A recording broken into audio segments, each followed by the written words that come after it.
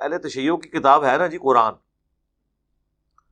میں نے پہلے بھی اس کے اوپر کافی دفعہ عرض کیا ہے کہ چونکہ دنیا میں 85% لوگ اہل سنت سے تعلق رکھتے ہیں تو ظاہر ہے ایک ڈومیننسی اس حوالے سے ہم پیش کر رہے ہوتے ہیں. باقی ہمارا جو کامن بانڈ ہے وہ تو قرآن ہے.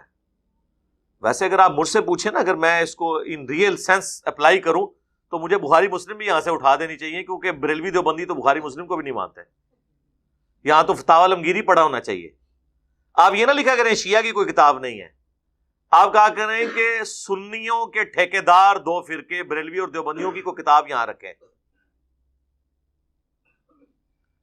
بخاری مسلم کو ماننا کافی نہیں ہے، اس کی بھی ماننی ہے جو اس کے اندر لکھا ہوا ہے. تو اس اعتبار سے دیکھا جائے تو دنیا میں اہل سنت 85% ہے اور اس کا بھی 70% حنفی ہیں. تو ان کی بھی کتاب یہاں کوئی نہیں رکھی ہوئی ہے. ان کے لیے بھی قرآن ہے، شیعہ کے لیے بھی قرآن ہے. جب تک ہمارے عقائد سیٹل نہیں ہوتے ہم احادیث کی کتابوں میں آ نہیں سکتے.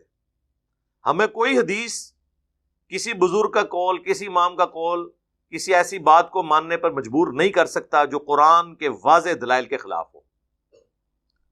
تو میرے نزدیک تو جو لوگ سنیت کے ٹھیکیدار بھی بنے ہوئے ہیں وہ بھی قرآن کی بیسک توحید سے دور ہیں. تو ہم قرآن کے اوپر بات کرتے ہیں. آپ دیکھیں میری ساری کنسنٹریشن کتاب اللہ کے اوپر ہوتی ہے. آج کوئی غیر مسلم مسلمان ہوگا، ہم اسے بخاری شریف پڑھنے کے لیے نہیں دیں گے اسلام کی ٹیکسٹ بک کے طور پہ، قرآن پڑھنے کے لیے دیں گے. وہ تو بات کی چیز ہے نا. صحابہ کرام 13 سالہ مکی دور کے اندر تو نماز فرض نہیں ہوئی تھی، بالکل اینڈ پہ جا کے ہوئی ہے. مکی دور کے بھی اینڈ پہ واقعہ معراج کے بعد باقاعدہ. پہلے تو نفلی نمازیں ہوتی تھیں اور رات کا قیام ہوتا تھا، اس میں نبی علیہ السلام قرآن سناتے تھے، صحابہ کرام پیچھے سن سن کے اسے یاد کرتے تھے، جو بخاری مسلم دونوں میں موجود ہے کہ 70 سے زیادہ صورتیں عبداللہ ابن مسعود کہتے ہیں کہ میں نے خود نبی علیہ السلام سے سن کے زبانی یاد کی ہیں. کتنی خوش نصیبی ہے. تو وہ قرآن کے ذریعے تذکیر ہو رہی ہوتی تھی. لقد من اللہ علی المؤمنین اذ بعث فیہم رسولا یتلو علیہم آیاتہ ویزکیہم ویعلمہم الکتاب والحکمہ. اللہ کے نبی علیہ السلام کا تم میں مبعوث ہونا یہ اللہ کا احسان ہے کہ تم ہی میں سے ایک رسول کو مبعوث کیا جو تم پہ آیات تلاوت کرتے ہیں، تمہارا تزکیہ کرتے ہیں، تمہیں کتاب و حکمت کی تعلیم دیتے ہیں. وَإِن كَانُوا مِن قَبْلُ لَفِي ضَلَالٍ مُبِينٍ. اور اس قرآن کے نزول سے پہلے اس میں کوئی شک نہیں کہ تم لوگ کھلی گمراہی میں تھے. اللہ نے قرآن کے ذریعے تمہیں ہدایت دی. تو قرآن پہ جب تک نہیں آتے نا جی، قرآن کی توحید کے اوپر ایاک نعبد و ایاک نستعین، بابوں سے جان نہیں چھوٹتی، اس وقت تک آپ اس سے آگے چل ہی نہیں سکتے. کل ہی ہماری ایک ویڈیو اپلوڈ ہوئی ہے، وہ ایک مولانا صاحب ہیں نعیم بٹ صاحب تبلیغی جماعت کے، جو واقعات، کہانیاں، قصے، سبحان اللہ و بحمدی کی فضیلت، 80 دفعہ درود شریف پڑھنے سے یہ ہوتا ہے، اس سے زیادہ کچھ کام ہی نہیں کرتے تھے. لیکن انہوں نے بھی اپنا لچ تلا میرے خلاف ایک کلپ بنا دیا کہ وہ فضول بولتا رہتا ہے. وہ لوگ جو خود فضول بولتے ہیں، جن کی کتاب فضول ہے، نام اس کا فضائل اعمال ہے، چھیڑنے والے اسے فضول اعمال کہہ دیتے ہیں، اور جن کے بزرگ جس طرح کے کام کر کے گئے وہ آپ کو پتہ ہے. وہ میں دوبارہ رپیٹ نہیں کرنا چاہتا، لوگ کہیں گے ایک بات کو بار بار پکڑ لیا ہے، وہ میاں، وہ میں رپیٹ نہیں کرنا چاہتا. بس میں آپ میاں ہی کہا کروں گا، اس سے آگے نہیں جایا کروں گا تاکہ آپ کو پتہ چل جائے کہ میں کیا کہہ رہا ہوں.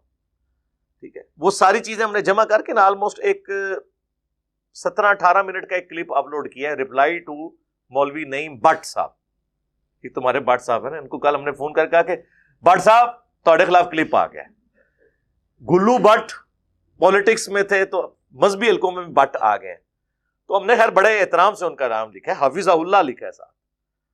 اور پھر ان کو بتایا کہ آپ یہ آدھے آدھے کلپ کاٹ کے صرف اپنی جو بھیڑیں ہیں ان کو اپنے ریوڑ میں واپس لانے کے لیے اس طرح کی حرکتیں نہ کریں، کوئی علمی بات کریں، کوئی چیز ہائی لائٹ کریں. اور جو ہائی لائٹ کی ہے وہ بھی ادھوری. یار ان کے بزرگوں کے پورے پورے واقعات بتا دیں، اس کی تعویل کرتے ہیں. ہمارے 5-5 3-3 4-4 سیکنڈ کے کلپس کے اوپر یہ تبصرہ کر دیتے ہیں. 4 سیکنڈ میں کوئی کیا بات کنوے کر سکتا ہے؟ کوئی بات شروع ہوئی ہوگی، ختم ہوئی ہوگی، اس میں سے ایک کلپ آپ نے اٹھایا ہے، ایک کانٹیکسٹ میں بات ہوئی ہوگی، نہیں تو پھر ہمیں تو پھر فل ٹاس چاہیے ہوتی ہے، تو چھکا نہیں مارتے ہیں، باؤنڈری سے باہر پھینکتے ہیں. اور اللہ کی وجہ سے اس طرح کے جتنے بھی لوگ شریف النفس قسم کے میدان عمل میں اترے ہیں نا، دوبارہ وہ نہیں اترے. سب سے پہلے مصباحی صاحب نے چھلانگ ماری تھی اور ان کا کہ میں اپنے رب سے توفیق مانگ رہا ہوں، 2 سال ہو گئے ہیں بے توفیقے ہیں. اس کے بعد یہ پچھلے دنوں جمال بغدادی صاحب نے اس میں کود پڑے، اب یہ نئی بٹ صاحب کود پڑے. ان کا بس چلتا تو طارق جمیل صاحب کو بھی بیچ میں ڈال دیتے، لیکن ظاہر ہے طارق جمیل صاحب تو اس طرح کاموں میں پڑیں گے نہیں، ان کو پتہ بھی ہے کہ ان کاموں کا انجام کیا ہے. ویسے بھی ان پہ ہاتھ کھل چکے ہیں الحمدللہ. تو وہ کل ویڈیو اپلوڈ ہوئی ہے، اس میں آپ دیکھ لیں، میں نے اس طرح کی ساری چیزوں کو اس میں ایڈریس کر دیا ہے کہ یہ ان کے ایجنڈے کچھ اور ہوتے ہیں، یہ قرآن و سنت پہ آنا ہی نہیں چاہتے ہیں. یہ چاہتے ہیں قرآن و سنت سے وہ رزلٹ ہم نکالیں جو ان کے بابوں نے نکالا ہے، اور دھوکہ یہ دیتے ہیں کہ جی پرانے سارے بزرگ پاگل تھے. ہم نے کب کہا پرانے بزرگ پاگل تھے؟ ہم کہتے ہیں درمیانے بزرگ پاگل تھے. پرانوں کو تو ہم نے کبھی کہا نہیں، پرانوں کو تو ہم مقدمہ لڑ رہے ہیں. اگر میں سیدنا علی کو سپورٹ کرتا ہوں تو یہ میری کیا ذاتی رائے ہے کہ یا میں خلفائے راشدین کو سپورٹ کر رہا ہوں؟ میں ایک پارٹی کے ساتھ کھڑا ہوں، نئی پارٹی نہیں بنائی ہے. نئی پارٹی تب ہوتی جب میں حضرت علی اور حضرت معاویہ دونوں کو غلط کہتا، پھر کہتے ہاں تو نواں جام پہ ہے. جب میں کہہ رہا ہوں کہ میں حضرت علی کے ساتھ ہوں، علیکم بسنتی وسنت الخلفاء الراشدین المہدیین، تو یہ تو میرے ایمان کا تقاضا ہے نا. اب آپ کہہ رہے ہیں میں دونوں کے ساتھ نہ کھڑا ہوں، یا بیک وقت میں اس طرح کھڑا ہو جاؤں کہ دونوں پارٹیاں خوش ہو جائیں، یہ تو ہو ہی نہیں سکتا میرے بھائی. اسلام کی تو خوبصورتی یہ ہے کہ اسلام حق اور باطل کو واضح کرتا ہے. اسلام کے اندر توحید اور شرک اکٹھا نہیں ہو سکتا، سنت اور بدعت اکٹھی نہیں ہو سکتی، احادیث اور کہانیاں اکٹھی نہیں ہو سکتی. اور جب ایک چیز کو آپ بیان کریں گے دوسرے کا رد خود بخود ہو جائے گا. وہ مولانا اسحاق صاحب رحمہ اللہ کی بات مجھے بڑی پسند ہے. وہ کہتے تھے کہ بھائی جب توحید بیان کریں گے تو نبیوں کی گستاخی آٹومیٹکلی ہو جائے گی. اگرچہ وہ گستاخی نہیں ہوگی، لیکن آپ کو جو نبیوں کا سٹیٹس بتایا گیا نا اس میں تو گستاخی ہے. مثلا میں اپنے پیغمبر صلی اللہ علیہ وآلہ وسلم کو ڈسکس کرنے سے پہلے کرسچنز کی طرف آتا ہوں. جب ہم کرسچنز کو حضرت عیسیٰ کا حقیقی منصب سمجھائیں گے، ان کے نزدیک ہم حضرت عیسیٰ کے گستاخ ہو رہے ہوں گے. کیوں؟ انہوں نے تو عیسیٰ ابن مریم کو اللہ کلیم کیا ہوا ہے، پروٹیسٹنٹ نے، اور کیتھولک انہوں نے اللہ کا بیٹا کلیم کیا ہوا ہے. اب مجھے بتائیں ہم کس طریقے سے کرسچنز کو بات سمجھا سکتے ہیں کہ ان کا بھی دل آزاری نہ ہو اور ہماری بات بھی پہنچ جائے؟ آٹومیٹکلی ہو جائے گی. جب ہم کہیں گے کہ بھئی عیسیٰ ابن مریم تو روٹی کھانے کے محتاج تھے، تو یہ تو قرآن کی آیت ہے، تو ان کی تو دل آزاری نہیں ہوگی. سورۃ المائدہ میں آیا کہ عیسیٰ اور ان کی ماں دونوں کھانا کھایا کرتے تھے. کیا ایسے لوگوں کو تم عبادت کر رہے ہو جو نہ تمہارے نفع کے مالک ہیں نہ نقصان کے؟ پھر سورۃ المائدہ میں ہی آیا کہ اگر اللہ ارادہ کرے عیسیٰ ابن مریم کو، ان کی ماں کو، اور جتنے زمین میں آباد ہیں ان سب کو ہلاک کر دے، اللہ کا کوئی کیا بگاڑ لے گا؟ اب اس طریقے سے جب ہم قرآن، ظاہر ہے میں نے قرآن کے الفاظ میں ہی دعوت پیش کرنی ہے نا. یا تو آپ کہہ دیں قرآن سے بہتر کوئی کتاب ہے اور اللہ سے بہتر کوئی ٹیچر ہے. یہ تو کہتے ہیں نا میٹھی میٹھی باتیں کریں، تو پھر یہ دیکھ لیں، پھر یہ باتیں ہیں تو کوئی دنیا کا کرسچن کی بات سننے کے لیے تیار ہوگا؟ تو اب ہم ان کی پرواہ کرتے ہوئے دین کو ہی ٹیمپر کر دیں گے؟ نہیں، ہم سچائی بتائیں گے، آنکھوں میں آنکھیں ڈال کے بتائیں گے، دلائل کے ساتھ بتائیں گے، اور وہ ان کے اوپر انشاءاللہ تعالی اثر بھی کرے گا جن کے لیے قسمت مقدر ہے. اور جو لوگ خود بدبختی کما رہے ہیں ان کے لیے ہدایت نہ پیغمبروں کی موجودگی میں ہوتی ہے نہ پیغمبروں کے جانے کے بعد.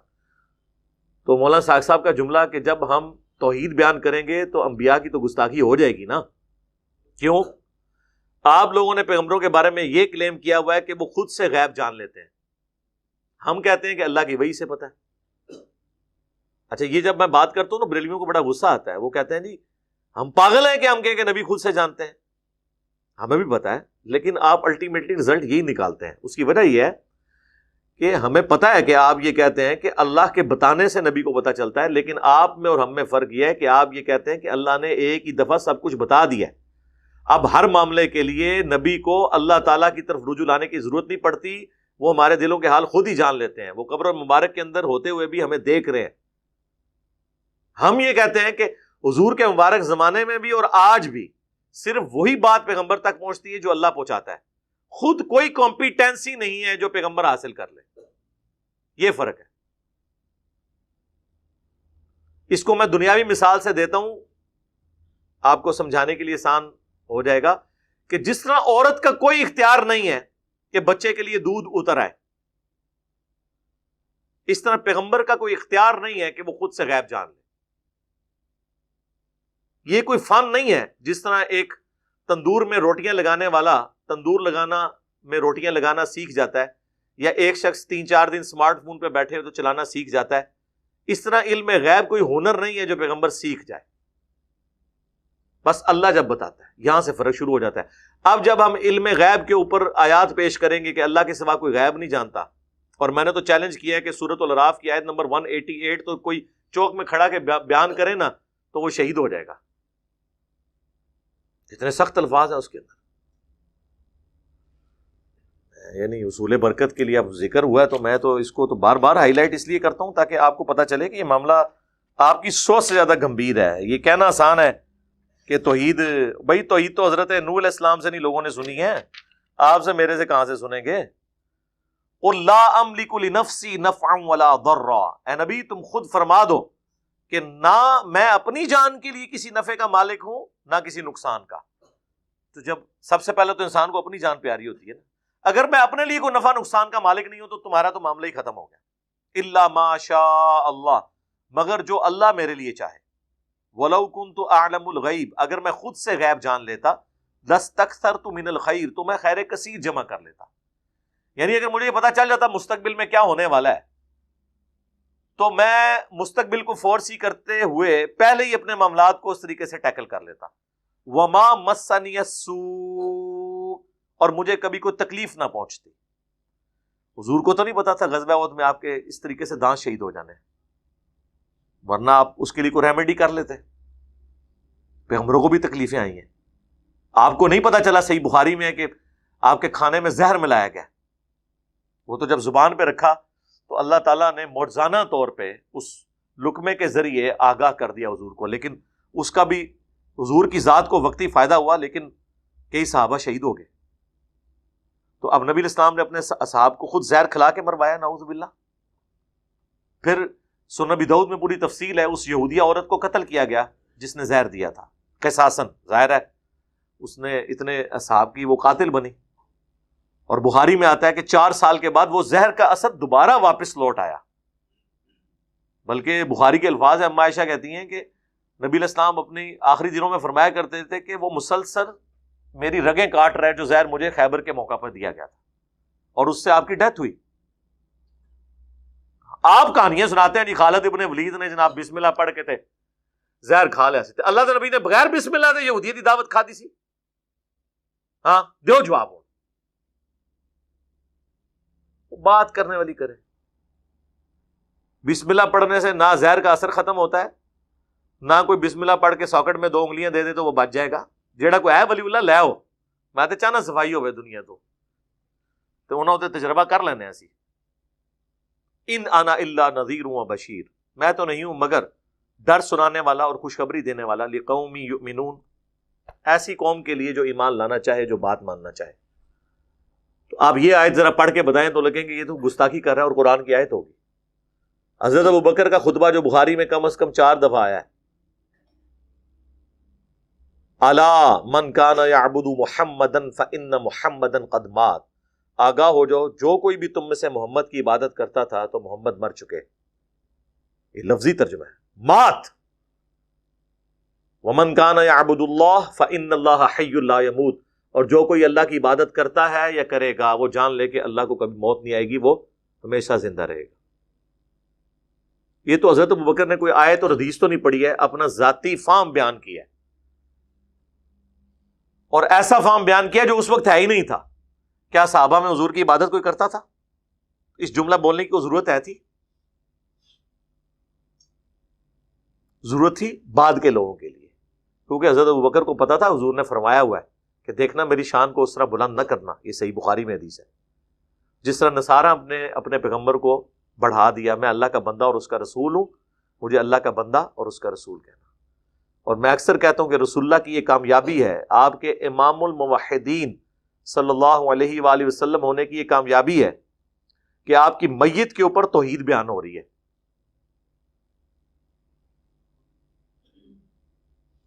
یہ ہوتے تو 1.25 لاکھ دفعہ جو ہے دروشی پڑھوا رہے ہوتے وہاں، اور آیتیں بھی چن چن کے، وہ کہتے ہیں نا چن چن کے وہ آیتیں پڑھتے ہیں جو ہمارے خلاف ہیں، جس میں سے گستاخی کا پہلو نکلتا ہے. یار اگر کسی کا یہ عقیدہ ہے نا کہ آیت میں سے گستاخی کا پہلو نکلتا ہے تو اس کا مطلب کیا ہے کہ قرآن ایک گستاخانہ کتاب ہے، نعوذ باللہ. پھر حضرت بکر نے کیا تلاوت کی گستاخی کے پہلو ان کے نزدیک؟ انک میت وانہم میتون، اے نبی تمہیں بھی مرنا ہے، تمہارے مخالفین کو بھی مرنا ہے. پھر سورہ آل عمران کی آیت تلاوت کی، یہ تو سورہ الزمر کی 30 نمبر تھی، سورہ آل عمران 144، وما محمد الا رسول قد خلت من قبلہ الرسل افئن مات او قتل. محمد تو نہیں مگر ایک رسول، اگر یہ مر جائیں یا قتل کر دیے جائیں تو کیا تم دین سے الٹے قدم پھر جاؤ گے؟ اچھا بخاری میں تو یہ 2 آیتیں ہیں نا. المستدرک للحاکم کے اندر ایک حدیث موجود ہے، یہی والی حضرت ابوبکر کا جو خطبہ ہے نا، اس میں ایک تیسری آیت بھی ہے. کمال ہے یار، حضرت ابوبکر نے بھی چن چن کے نا چن چن کے آیتاں بیان کی تھیں جہڑیاں انہوں نے پابندی لگائی ہے. وہ سورۃ الانبیاء کی آیت نمبر 8. یار سورۃ الانبیاء ویسے تو کہتے ہیں ہم نبیوں کا احترام کرتے ہیں، سورۃ الانبیاء کا بھی پڑھیے ترجمے سے. سورۃ الانبیاء کے پہلے رکوع میں ہی نبیوں کے بارے میں اللہ نے عقیدہ بیان کر دیا کہ نبی کے بارے میں تمہارا عقیدہ کیا ہونا چاہیے. تو سورۃ الانبیاء کی یہ آیت نمبر 8 بھی تلاوت کی حضرت ابوبکر نے. المستدرک للحاکم میں آتا ہے وما جعلناہم جسدا لا یاکلون الطعام وما کانوا خالدین، اور ہم نے کوئی پیغمبر ایسا نہیں بنایا کہ جو کھانا کھانے کا محتاج نہ ہو، اور نہ وہ ایسے تھے کہ وہ ہمیشہ دنیا میں رہتے. لو جی، سب انبیاء کھانے کے محتاج اور دنیا میں کوئی ہمیشہ رہنے والا نہیں. یہ 3 آیتیں پڑھ کے حضرت بکر صدیق نے جو خطبہ دیا ہے، انہوں نے 295 سیل وہاں دینی سی. ظاہر ہے تو وہ آٹومیٹیکلی ایسی باتیں ہو جاتی ہیں جو کتابی باتیں ہونی چاہیے. ہم بار بار جو کہہ رہے ہیں نا کتابوں کو فالو کریں، بابوں کو چھوڑیں، تو بابوں سے مراد ہم درمیانے بزرگ لے رہے ہیں، پرانے نہیں. پرانے تو وہ ہیں جو ہمارے تھے. کہتے جی 14 سال سے کوئی بزرگ نہیں. جی ہے نا جی، حضرت ابوبکر، عمر، عثمان و علی ہے نا بزرگ. او جی انہوں دی گل نہ کرو، انہوں تک تے اسی پہنچ نہیں سکتے. سانو پتہ ہے تسی نہیں پہنچ سکتے، اسی تے پہنچ گئے نا. سانو تے انہوں نے تھلے لتا پاڑ کے کھینچو، اسی تو انہوں تک ہی پہنچے ہیں نا، کہ جو انہوں نے دین سکھایا ہم نے تو وہ فالو کرنا ہے نا. صحیح کہہ رہے ہو، تسی کدے بھی نہیں انہوں تک پہنچ سکتے. تواڈے تھلڑا نہیں تواڈے ایسے مت مار دیتی ہے کہ تسی نہ انہوں تک پہنچو گے، اور اگر آپ خلفائے راشدین تک نہیں پہنچے ہیں تو نبی الاسلام تک، اللہ تک تو آپ نے پہنچنا ہی نہیں ہے، کیونکہ کوئی اور راستہ نہیں ہے نا. آپ نے راستہ اپنا بنایا ہوا ہے اپنی مرضی سے، تو آپ اس طرف نہیں جا رہے.